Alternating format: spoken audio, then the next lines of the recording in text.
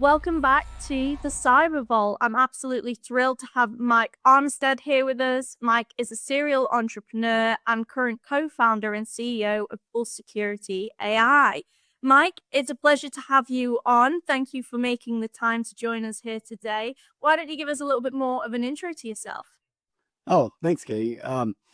Yeah, so I've been 4 decades in the fight here, so it's going to take a long time if I were to go through that whole background. So I'll spare the audience a bit of that and make it pretty brief. It started as a lot of high tech people started my career at Hewlett Packard back in the late '80s. Fabulous company to work for, get my grounding. But I knew I always wanted to be into startups, and I got to my first one, uh, after just like 6 or 7 years, and it was a fabulous company. Little known fact that Reed Hastings, the co-founder and CEO and chairman of Netflix, had a company before Netflix. It was called Pure Software, and it was in the software development tool space, and that taught me just the value of having a fantastic product, because you can make a lot of mistakes when you have a fantastic product. And we went public after just a few years, bought another public company that was adjacent to our space, just learned a lot. And, and I was progressing in my career from the first product manager there to be a business unit manager and that too. And led me then to my next company, which was the internet was starting to boom. It was right in 97. And so this was the crazy time of Web 1.0. And I was with a little startup that was in that space. We eventually got bought by one of the first generation search engines. It was called Lycos. I don't know how many of your audience remember Lycos, but that eventually got bought by the Spanish telephone company there too. And I ran engineering and operations at that organization. When that was headed towards the Spanish telephone company, I did my first startup that actually was not so much a success. A little payroll company that was venture backed. And the learning I had from that was be careful how it's financed, because it had a lot of debt. And when 9/11 hit, those creditors came calling, and we had to unfortunately shut down that company pretty quickly. It was a good business. It just sometimes the world around you changes and you get swamped, and that's clearly what happened there. But the fortunate thing with that is I became a co-founder now in the security space, but in application security, of a company called Fortify. And that was a pretty long road. It was, 7, 8 years, kind of fighting the good fight all the way up. We eventually got bought by Hewlett Packard. Yeah, you heard that name before, right? um, and yeah, it was a great circle of life kind of kind of moment. Very different company by the time I got back there, but we got bought by them. I became a general manager of the old Fortify. Was also given additional responsibilities into another company they bought called ArcSight, which is one of the core technology companies that was in security at the time for security operations, and ran that for a number of years before I started my last company, which was called Respond Software. And that was way before all this hype was using AI to create really a virtual tier 1 security operations center analyst that could get through all the alerts and give you the only ones you have to worry about. We got bought in that company after a few years by FireEye. And FireEye, it was interesting at the time because FireEye then only a few months later split into the FireEye tools went to a private equity firm in Mandiant, which was part of FireEye. Became the public company. And so I was at Mandiant for a number of years running their products. And we got bought by Google, if anyone's ever heard of Google. So, and there was also continuing interesting journey because, again, the environment was right when OpenAI came out with ChatGPT, and Google had a very strong reaction to that, and part of my team continued its AI roots and did a lot of the work that was going on there at Google. And since that time, we just formed another company called PulseSecurity AI. So that'll be the background. Sorry that took so long.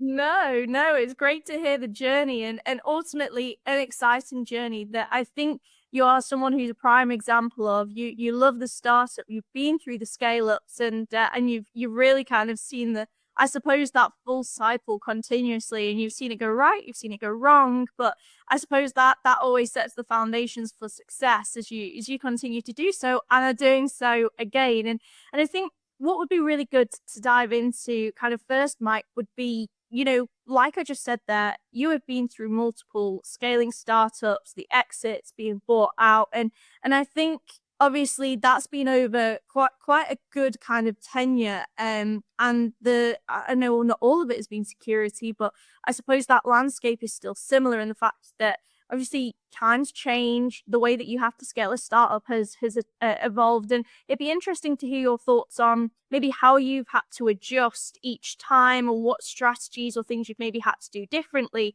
to evolve with the changing times, and how things have kind of, suppose, shifted each time you've gone on that journey again. Yeah, it's a good question. I think I can think of two just very stark examples of the scaling part where that Web 1.0 experience, it was the craze of the time, and you had to grow. Everything was growth, just grow, grow, Yeah. grow, grow, grow. And our ops team was fairly small at the time. And but I hired 100 people in 6 months Oh, doing wow. outdoing. It was now we took a whole team of ops from the old Netscape, kind of group, and it was a great group of people. But I learned about scaling it kind of in an ultra crazy environment like that.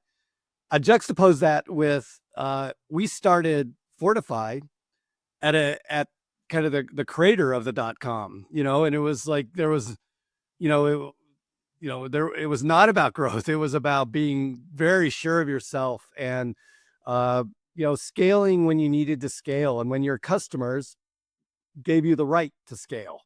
And, and that's always a great phrase that I've heard is like, you'll get that indicator of from the customers though. And they're telling you, no, I demand more of your product. So you need to scale, or they're telling you, I'm still working out how your product fits and stuff, and it's going to be a little bit slower, and you should take that. So, there's scaling inside the startup, which is one thing, and of course with Respond, from the very beginning to our different investments that were made, and you change with your investments. First, it's about eliminating the risk of even this crazy idea you might have. Then it's about getting the sales and support staff and the different people that are going to be talking to all the customers, and being able to continue to support them, on through building a really much bigger business that gets attracted to those big companies that I've talked about, that I've went back to.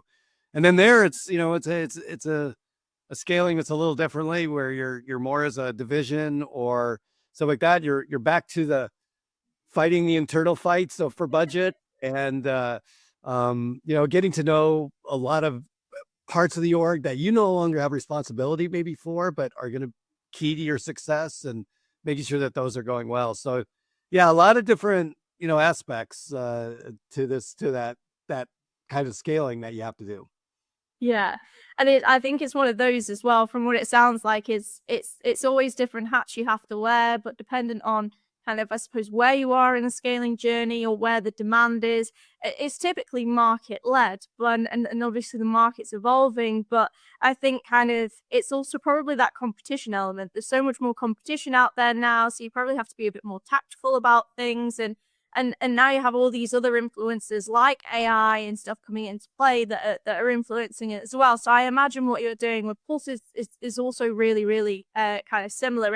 And I mean, to kind of add on to what you were saying towards the end there, because obviously what you've been through, kind of the purchase of being bought out from being that startup to kind of growing. And I think it'd be really interesting to hear your thoughts of from a personal perspective, what did you think differences were when you went from one day maybe being a bit more of a smaller band of individuals to suddenly part of this large enterprise?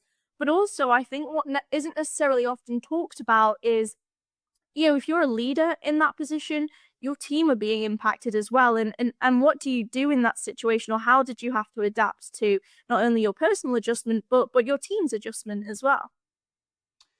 Yeah, a lot of it comes down to your communication and what you're doing through that process.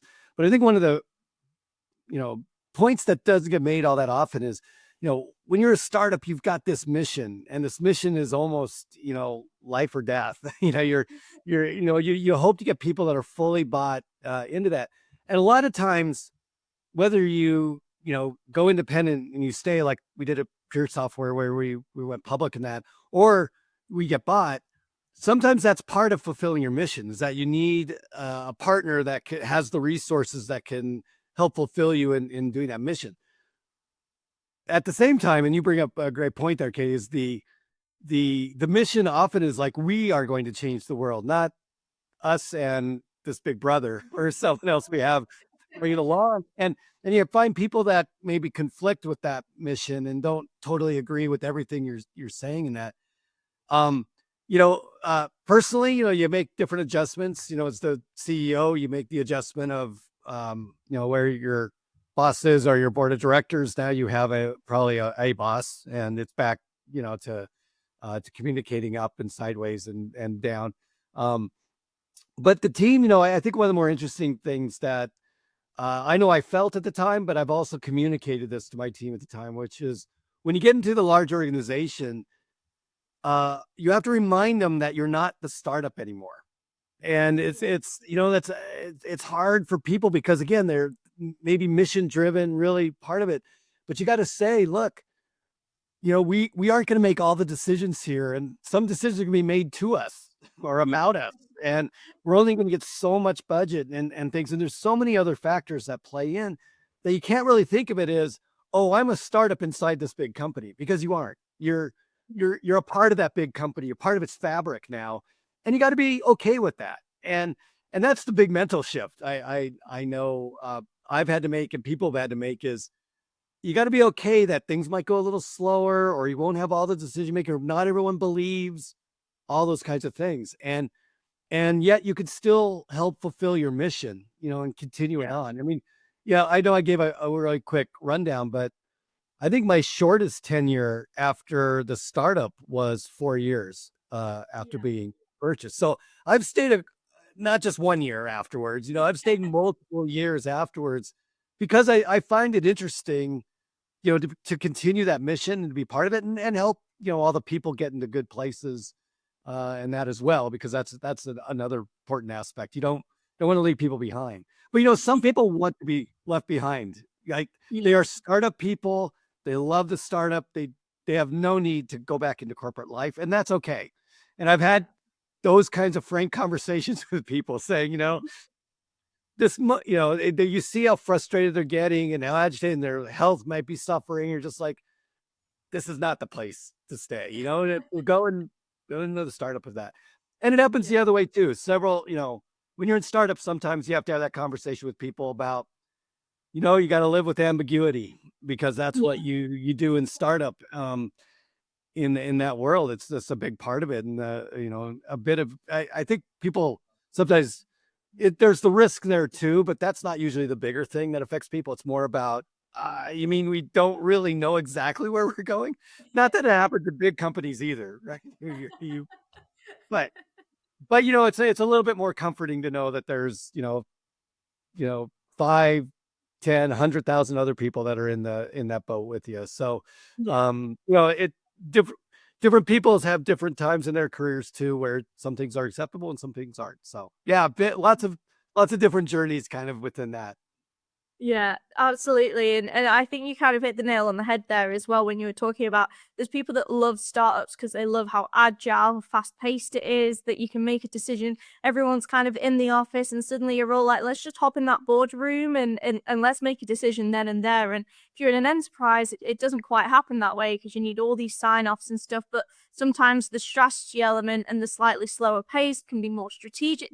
There's benefits to both, but I suppose it depends on where you're at, what you need, and like you mentioned, what that mission kind of how much it resonates to you. Of do I need to see it through, or do I just need to see part of it through, and that's the impact where I'm going to make the most positive kind of change. And what I'd really love to dig into is actually your most recent kind of startup, and because I think you already kind of referenced it a little bit, but I think this is a really exciting one because obviously you talk about the fact that it was bought by FireEye and then the split into Mandiant, and then next thing you know you're being acquired by the absolute powerhouse that is Google. And you know we're joking around, but arguably if you haven't heard of Google, you know you kind of you must be cut off from the internet because who doesn't Google everything? Like it's a huge name, and I can only imagine that evolution in quite a short space of time was pretty impactful. And I think it'd be really interesting to hear maybe like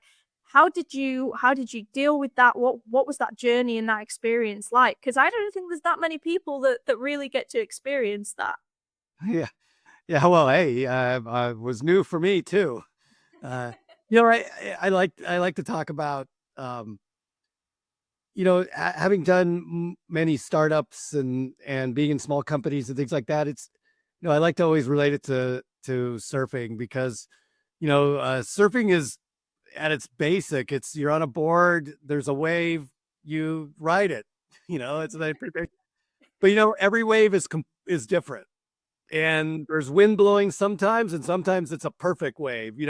It's sometimes it's 20 feet tall, sometimes it's only 3 inches, and that's a drag when you're startup too.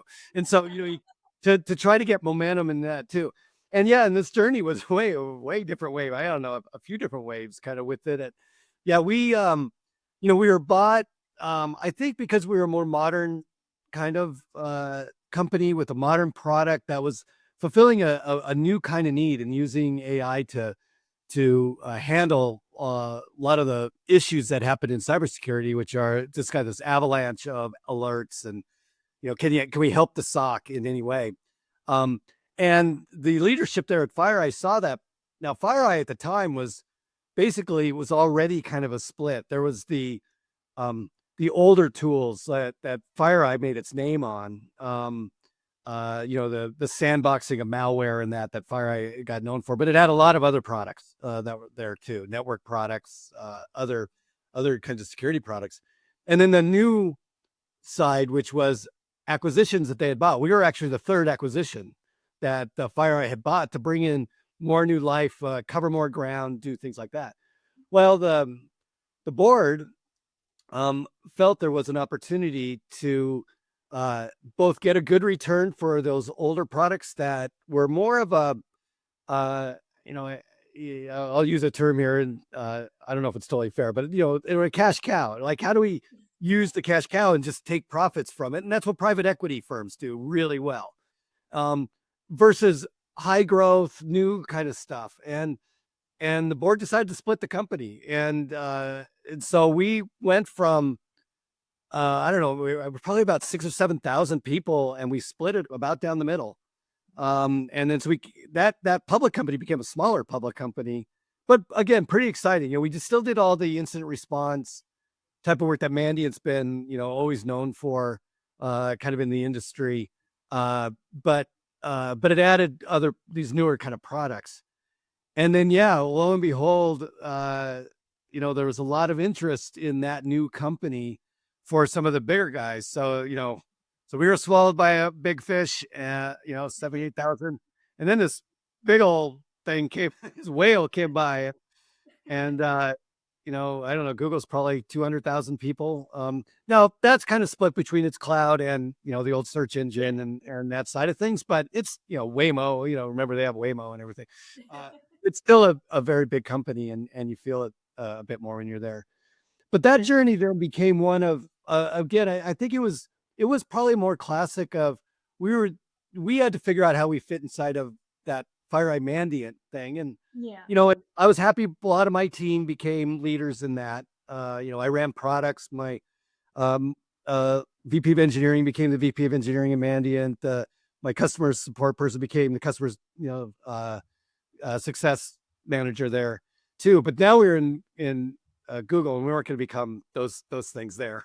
So, um, and so we took on different roles, and again, it was about finding the good roles for the people, and the most craziest thing I think that happened. Now you think a split like that would be crazy, and then being bought by Google, but about 3 months in, that's when OpenAI kind of surprised Google in making its AI for consumers, the ChatGPT product, basically available.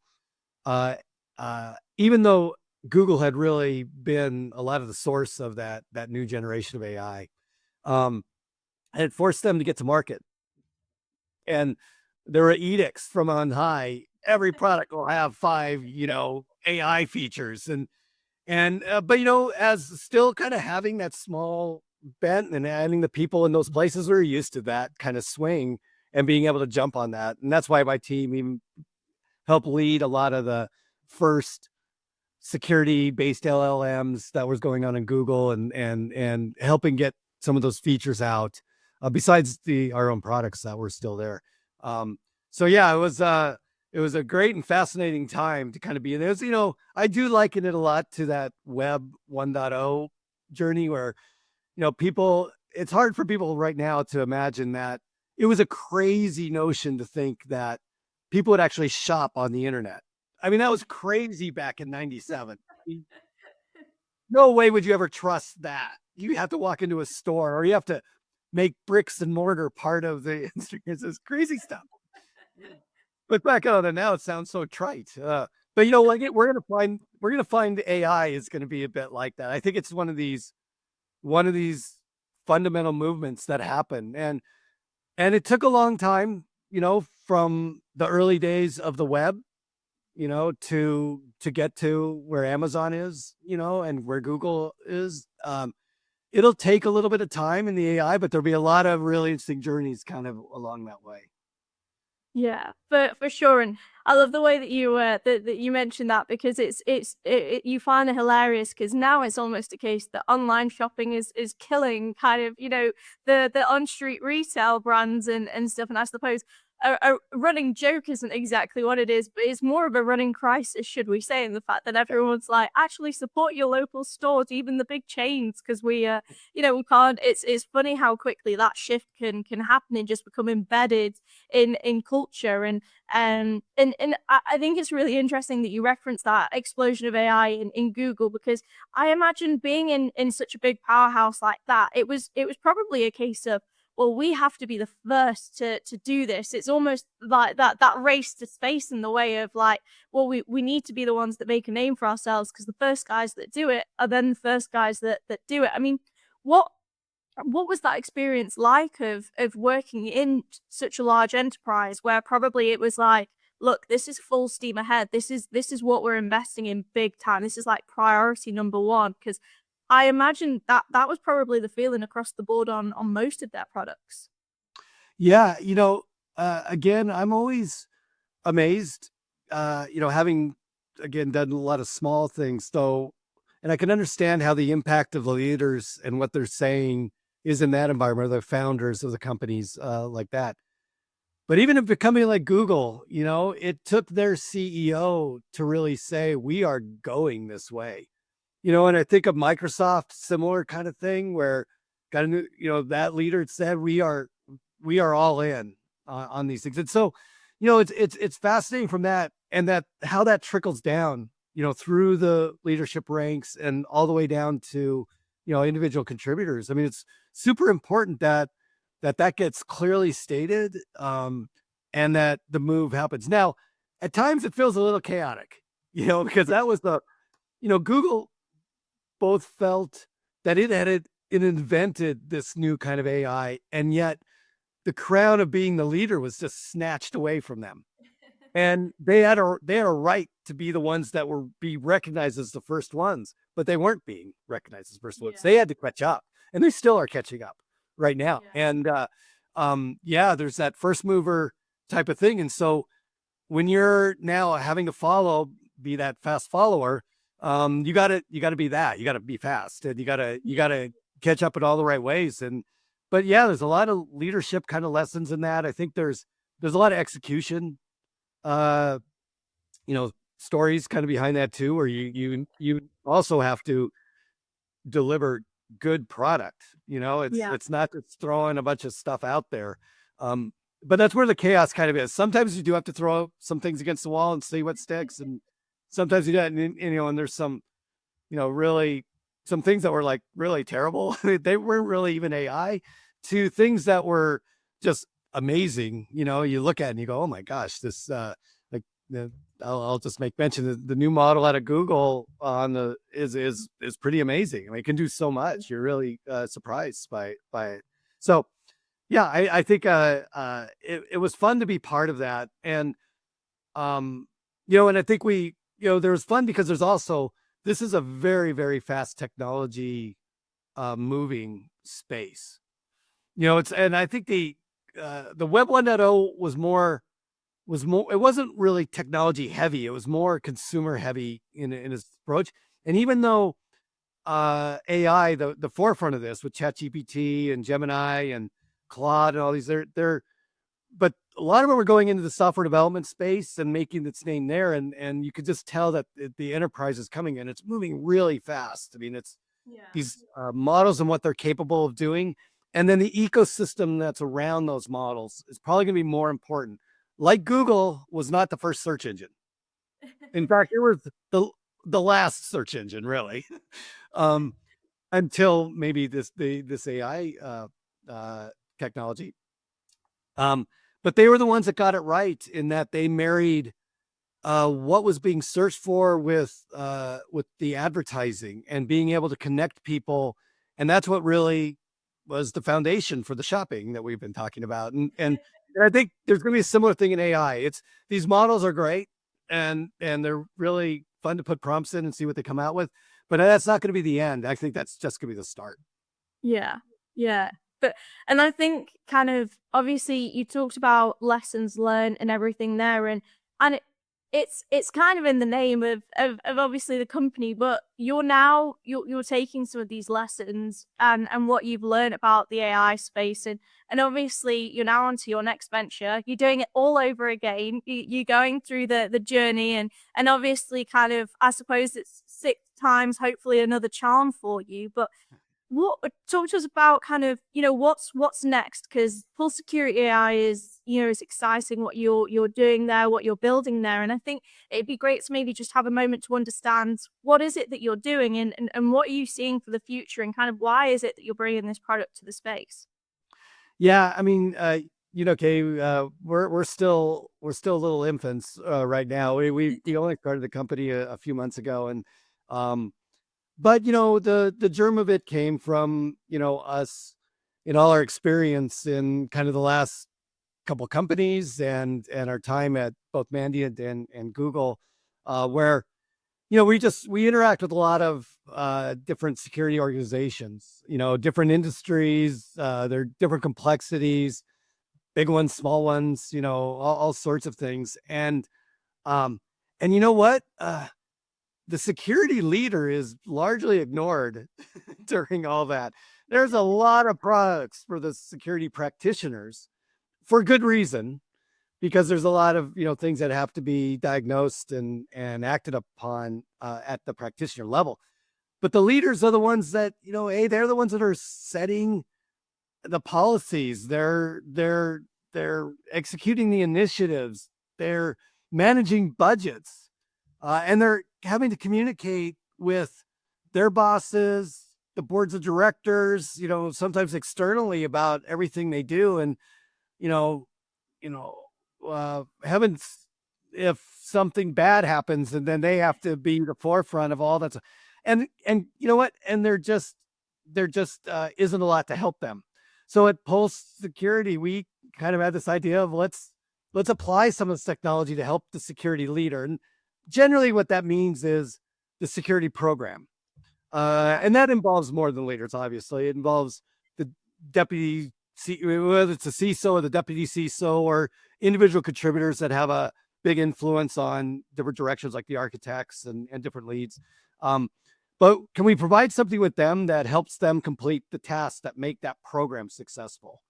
And so we're still in stealth, so I'm not going to say much more beyond that. But that's where we're aiming for, and hopefully here very shortly you'll be hearing much more about what our product is. Very, very exciting times, and like we say, it's applying everything that we've spoken about today, I suppose, and putting into what you're doing now with a very modern product that I think is really, really exciting. So, well, Mike, it's been a pleasure to have you on. I thank you so much for your time. I think we've unpacked some really interesting insights today about your journey and that roller coaster that is the startup world evolving into enterprise. And very excited to see kind of, I suppose, what's in the future for yourself and the team over at PulseSecurity. That was my pleasure. Thanks for having me on, Katie. Thanks so much.